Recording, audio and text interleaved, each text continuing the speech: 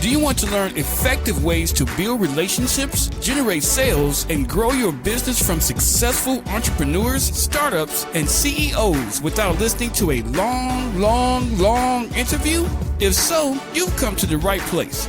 Gresham Harkless values your time and is ready to share with you precisely the information you're in search of. This is the I Am CEO podcast. Hello. This is Gresh from the I Am CEO podcast, CBNation.co, and Blue 16 Media. And this is the I Am CEO podcast. This is the third of 7, which I'm going to talk a little bit more about things that you should take into account and look for, specifically from my perspective, but also give you a little bit more of a perspective into like my background, how I got started, all the things that I'm working on, and yeah, just all of that cool jazz. So I usually start everything out with a CEO story. And the last 2 episodes, I kind of talked about, Blue 16 Media, CB Nation from a broader level. I wanted to take you actually back to one of my fails. And I think all these parts become part of your story, which is why I wanted to bring that up. So I probably have 2 fails that I'm going to share, not necessarily today, but over the next couple podcasts. But one of them is my business, my former business called Exemplary Editing. And if you can go through Youareapreneur site, and I believe either Youareapreneur site or it might be Teach a CEO site, you can see some exemplary editing posts that are there. And the reason for that is because I was an English major when I went to the Howard University, HU, and while I was there, I was an English major and I knew that I wanted to start a business. I probably should have been an entrepreneurship minor, didn't necessarily do that because of paperwork. Probably I just didn't want to take the extra steps. I just stayed in the College of Arts and Sciences and became a administration and justice minor. But I always knew I wanted to start a business, didn't necessarily know what business. This was actually after I pledged the fraternity that I'm in, Alpha Phi Omega, Phi Q, and that's why I guess I was just, you have that energy, that confidence after you pledge, after you get through any difficulty, you feel as if you want to take on the world, and I was no different. And I wanted to take on the world from an entrepreneurship standpoint. So I wanted to start a business. I'd already started an organization before, which I'll probably delve into in a separate episode. But this was going to be something where I use my talents, the thing that I was passionate about, to start a business. So I wanted to do an editing business where I would edit like papers and just anything, resumes, things like that. So didn't necessarily go as according to plan as I would have hoped. I also found that was not necessarily my calling. The reason for it, and the lesson that I probably learned more than anything else, is to know thyself. And I didn't really like editing, nor did I actually hire anybody to do the editing. So that was kind of failed from day one. But the very first thing I remember that I sent out was announcing the start of my company. So I sent it to family and friends and let them know that I was putting my shingle out and I was going to be in business. And that email that I sent out, I did not proofread. And when I sent it out, it had some editing mistakes. Luckily, I'm a little bit savvy as a marketing person. So what I did was I resent another email out that had the correct information and grammatically correct. And I said, if you didn't catch it in the first email, then you need to hire me. But in all reality, I actually made those huge mistakes. So there is definitely a room for mistakes. You don't want to make mistakes like that. But with that being said, I'm still here today. Exemplary Editing is not here, but I still love the logo, still love the name. And I'm always thinking about how I can kind of incorporate that into everything that I do. But editing is still a big part of what we do and what we create. Mercy does a phenomenal job of editing. So does Mahad, definitely in a different way. But the big thing that I wanted you to kind of take away from this is that most people never talk about their failures. I think that entrepreneurship is something that you always feel that it is for the uber successful is super successful, and those people that have been quote unquote successful, and I don't necessarily consider myself to be one of those. But with that being said, you a lot of times don't hear about these stories. So I wanted to share at least one. You're probably going to get another one out of these 7 episodes about my failure, my big mistake. And, the business just never really got as far as I would have liked it to go. And I think I learned a lot about business that, you just making or sending an email does not constitute a marketing strategy or a sales strategy. There's so much more that's involved related to that. But again, it was more of a side hustle because I ended up going to grad school and I got some business and I did some work and created some content and things like that. But I think it wasn't anything that really resonated really strongly with me, and it wasn't necessarily that you need to have a business that does that. It just didn't at that time. So anyways, exemplary editing did not last as long as I would have hoped. We were also not on the Fortune 500, so there's that. But lots of learning lessons that I learned from, including making sure to proofread your emails when you send them out. So with that being said, I've been working on Blue 16 Media, which has recently turned 7, and of course the I Am CEO podcast, which has recently turned 1, 4 years. And I've had CB Nation, which is the hub for everything related to B2B, our B2B brand that helps increase the business success rate is there. You can literally click through and find, everything there that we're working on. So that's kind of like an overview of what exactly we do from a strategic standpoint. Blue 16 Media, we do web design and we do SEO services. Our whole entire philosophy is the Youareamedia.company mindset. The idea is that you work backwards from your target market. You work backwards from your honest look at your resources that you have. You really take into account what your goals are and what you're hoping to accomplish, and then you figure out the best ingredients, the best things to do so that you can reach your marketing strategy. And those ingredients are digital strategies, digital ingredients, I should say, digital platforms. So things like Facebook, LinkedIn, Twitter, Pinterest, SEO, pay-per-click advertising, display advertising, retargeting, all those different things. These are all ingredients into what is going to make your recipe. But the important thing that we do for our clients is we try to get really clear on that so that when we're creating the website, if we are doing SEO, we're doing that with a strategic mindset, not just a random approach. So that's really the big thing that makes us, who we are, what it is that we do. As I mentioned with CB Nation,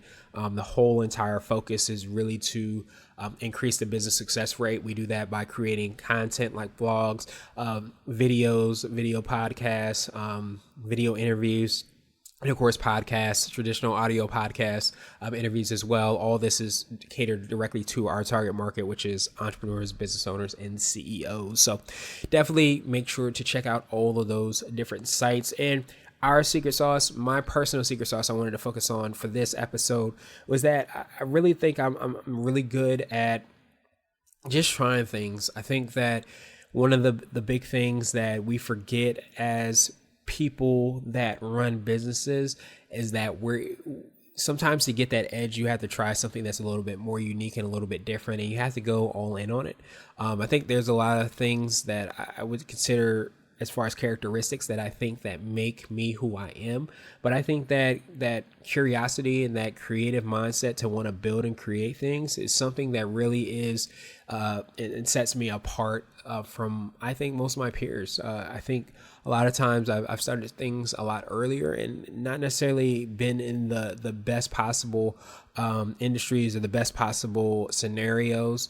But like I mentioned, in the very beginning, whether it be an exemplary editing, an editing company that didn't work out, or it's a new product that we're working on, or it's figuring out maybe we don't want to do as in-depth social media. So just all these different things that we kind of work through. The thing that I think I can say the most is that I'm cool with being curious and trying out new things and trying to make things happen. So I think that is my personal secret sauce, and I hope that it also manifests itself in everything that we do, as we're always trying to work on different products and services and just make the world a better place, for lack of a better term. So that's what we're focused on, and what I want to do as normal. I wanted to switch gears a little bit, and I wanted to share with you 2 CEO hacks. These are ways that you can get visibility. We use it specifically from a publisher standpoint, and that's help a reporter out. And it's help a reporter out or I think it's helperreporter.com. Actually, it's going to be in the show notes, helperreporter.com, or you can type in Haro, HARO, which stands for Helper Reporter Out.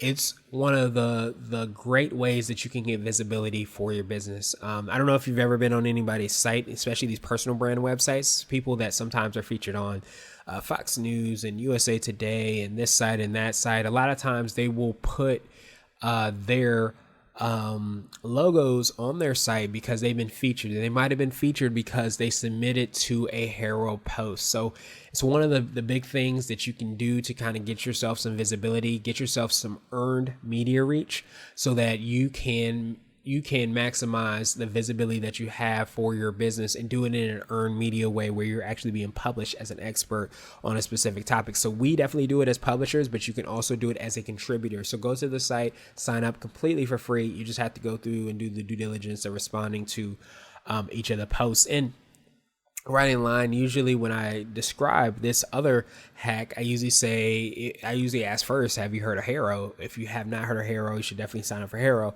And if you're thinking about being on podcasts, try out podcastguest.com, and they have different levels you can sign up for, but you can definitely be featured on podcasts, which is pretty awesome. That people have the opportunity to be added to a list that will get the people that are looking for podcasts. So you'll basically, just like Haro, get an email that has all the different opportunities that are out there. And again, it's a great way for you to be featured on podcasts. We have, again, used it to book podcast guests. So we've had, I think podcast guests reach out to us and they said, hey, we're going to help you to get more people on your show. So they created a link that had a form. We went through that form, was able to look at the different people that had submitted to being on the show. And then it just kind of moved from there. So I thought that was pretty awesome. So definitely, if you're looking for visibility, check out Haro, Helper Reporter Out, and also podcast guests. And now I wanted to talk about a CEO nugget, and this is a word of wisdom or a piece of advice. And I usually say, if you can hop into a time machine, what would you tell your younger business self? Here's what I would say. Along the lines of the Youareamedia.company acronym, the acronym is RECIPE, RECIPEE. And we went through the R and E, that's your marketing plan. The C is your crust. And again, the idea is that the end product, the end thing that you're trying to make is the sweet potato pie, whatever your favorite dish might be. You have to create that foundation and that crust so that you can be successful. So what does the foundation and crust look like from a digital marketing perspective for your business? It's your website. It's potentially your blog, which is an aspect of your website. But the idea is it's whatever you're bringing people back to. So it might be your website. It might be a landing page. It might be your blog if you're trying to get more traffic. But the idea is you really want to make sure that you are looking strategically to try to bring people back to something. You're not getting traffic just to get traffic. You're getting traffic because strategically you're figuring that traffic is going to turn into something.